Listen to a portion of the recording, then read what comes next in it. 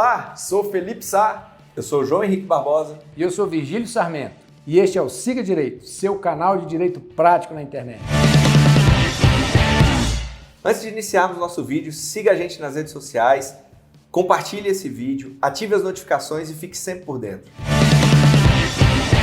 E aí, meus amigos, tudo certo? E nada resolvido? Daquele jeito. Bem, hoje o nosso tema foi sugerido pela nossa seguidora Carolina Mônaco. E é importante, né, a gente realmente ter esse feedback, essa importância dos nossos seguidores sempre informar, indicar os nossos temas, porque são dúvidas e dúvidas práticas do nosso cotidiano, né? E o tema que ela realmente sugeriu foi sobre amante. Se amante tem ou não tem direito, como é que funciona essa questão?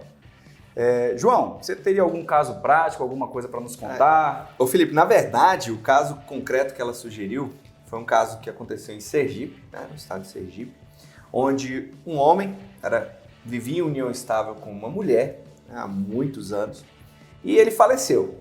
E quando do falecimento dele, essa mulher, eles nunca tinham feito o reconhecimento dessa união estável entre eles, essa mulher entrou com ação judicial pedindo para que se reconhecesse a convivência longa e duradoura deles como família. Né? Perfeito. E aí o juiz, na primeira instância, reconheceu essa união estável entre eles pelo marco temporal específico e, para surpresa dela, um homem entrou com uma ação judicial pedindo também o reconhecimento de união estável com o companheiro dela falecido.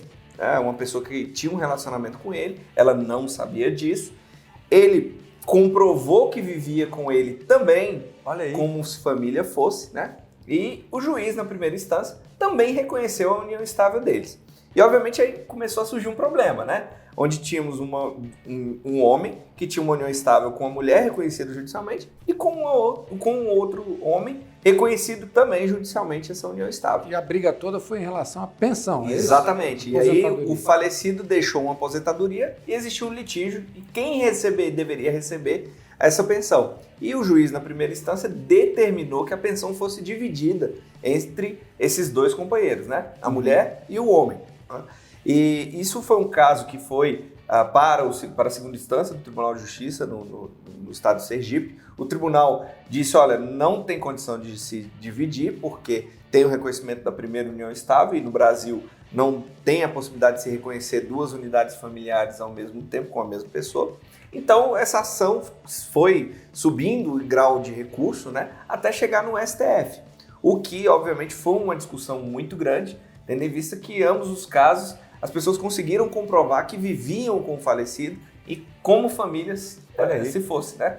Então foi um caso extremamente interessante e no STF, obviamente eles seguiram pela linha de ser conservador nesse ponto e conservar o que determina a Constituição, que o Brasil é um Estado democrático que não permite a bigamia, né? E por 6-5, né?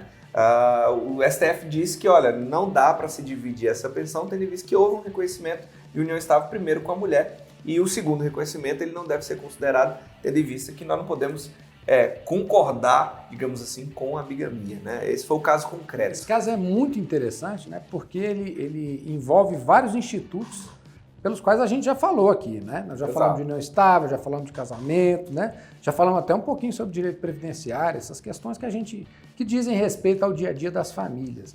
E o que chamou a atenção, inclusive esse julgamento do Supremo, ele foi proferido em sede de repercussão geral. O que quer dizer isso? A partir de agora, né, essa decisão é vinculativa, todos os juízes devem seguir esta linha, caso seja apresentado uma hipótese parecida com essa, né?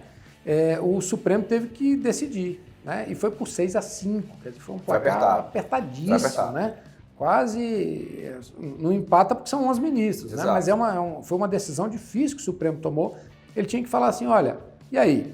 Né? O Brasil vai admitir duas convivências ao mesmo tempo ou não? E foi o que ele decidiu que não. E, de fato, o Código Civil prevê que você só pode fazer um reconhecimento de união estável se você estiver separado de fato, pelo menos. Então, pessoas casadas podem ter união estável? Podem, desde que estejam separadas de fato. O que é separar de fato? Não convivem mais no mesmo teto, né? Não tem mais aquele relacionamento e tal. E aí você pode, sim, ter uma união estável. Agora, duas ao mesmo tempo, que foi essa hipótese, foi o que o Supremo decidiu que não, porque isso caracterizaria bigamia, né? E o Estado brasileiro optou por coroar a monogamia, ou seja, você pode ter um relacionamento, seja em sede de casamento, seja em sede de união estável, até porque a gente já explicou aqui que não há diferença jurídica entre os institutos, não é isso? Verdade. Apesar de que o casamento tem uma série, como a gente falou no episódio anterior sobre o casamento tem uma série de requisitos para que ele seja realizado, a união estável não, é uma situação fática, basta conviver com o intuito de constituir família. Não é isso? Exato. Mas no frigir dos ovos, os institutos se equiparam. E é uma situação, né, Vigílio, que assim, nossa, obviamente que não é a correta, não é a certa, mas no mundo real aí acontece muito, né? Nós sabemos de muitos casos de pessoas que viajam bastante, nós, inclusive, temos um conhecido aí que tem um relacionamento ali, outro acolá, e as duas pessoas acreditam que vivem numa união estável. E às vezes as pessoas realmente vivem ali com o intuito de ter uma família, né? Então, é uma situação da vida prática que traz uma consequência jurídica muito grande, não só no falecimento, mas como você disse, né, a questão previdenciária. Imagine se esse falecido aí, nesse caso concreto, tivessem bens a partilhar, né, que não só a pensão. Olha a confusão patrimonial que se geraria no inventário dessa pessoa, né? Até porque nesse caso prático, né, pelo que a gente leu, os companheiros, um não sabia da existência do outro, né? Isso é muito comum, como o João falou, né, pessoas que têm aquelas profissões e precisam viajar o tempo todo, passam às vezes metade do mês viajando, né? E acabam construindo famílias em locais distintos, sem que uma família saiba da existência da outra. Isso tem implicação em reconhecimento de filho, isso tem implicação em construção patrimonial, isso tem implicação em inventário, quer dizer, em questão de pensão. Imagine que loucura, né? Então, realmente é um caso muito interessante, que traz aí conceitos relevantíssimos que a gente precisa trabalhar sempre aqui, né? E eu acho que foi um caso que a seguidora, a Carolina Mônaco, trouxe em boa hora, porque eu acho que é importante, até para a gente consolidar o que já foi passado aqui em episódios anteriores. Verdade.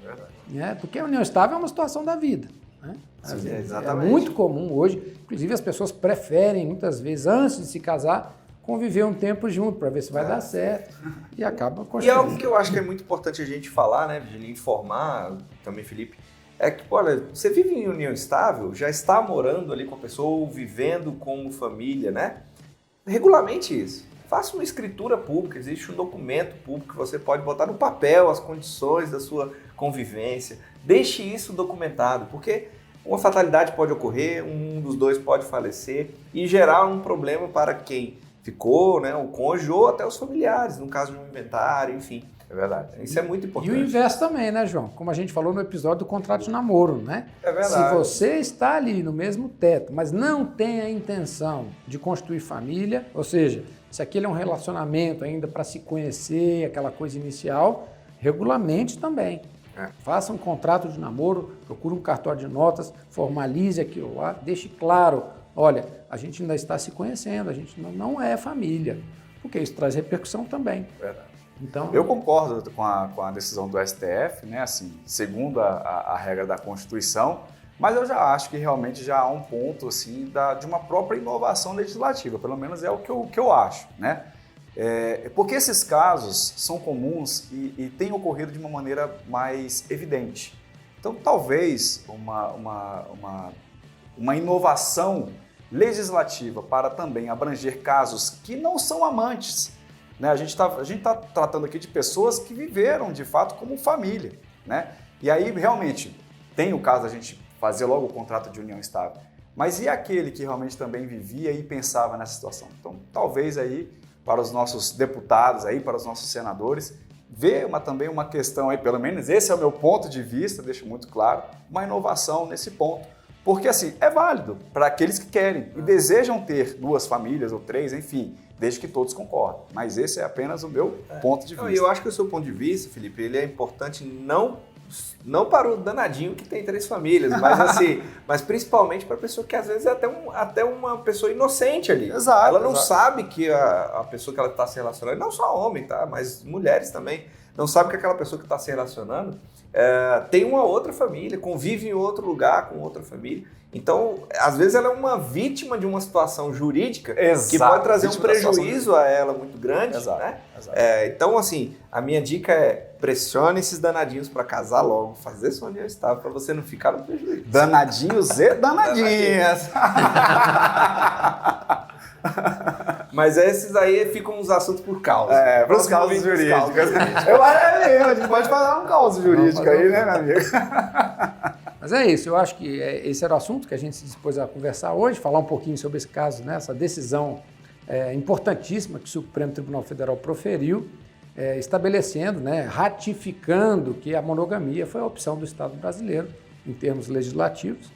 Fica aí também a sugestão do Felipe, né, no sentido de se propor uma inovação legislativa, se assim acharem por bem, né, considerarem correto, e sem querer, obviamente, entrar, né? Sim, assim, eu acho que todos os pontos de vista são importantes, a gente tem que debater, essa dialética é importantíssima, né? No Brasil de extremos, onde uma pessoa já não consegue mais ouvir uma opinião contrária, né? Nesse tempo terrível que nós estamos vivendo, que ou você é água ou você é vinho.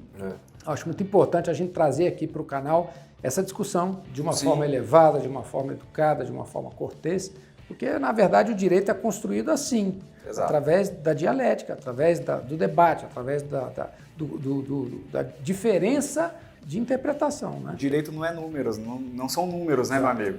A gente já falou sobre isso, né? Assim, o direito ele é exatamente isso, é você se questionar o tempo todo. E acompanhando o tempo muda e, obviamente, tudo acaba mudando e você tem que estar ali sempre questionando. Perfeito. Então é isso, meus amigos e minhas amigas. Hoje falamos sobre pensão para amante. Se você gostou do vídeo, deixe o seu like, compartilhe, ative as notificações e fique sempre por dentro.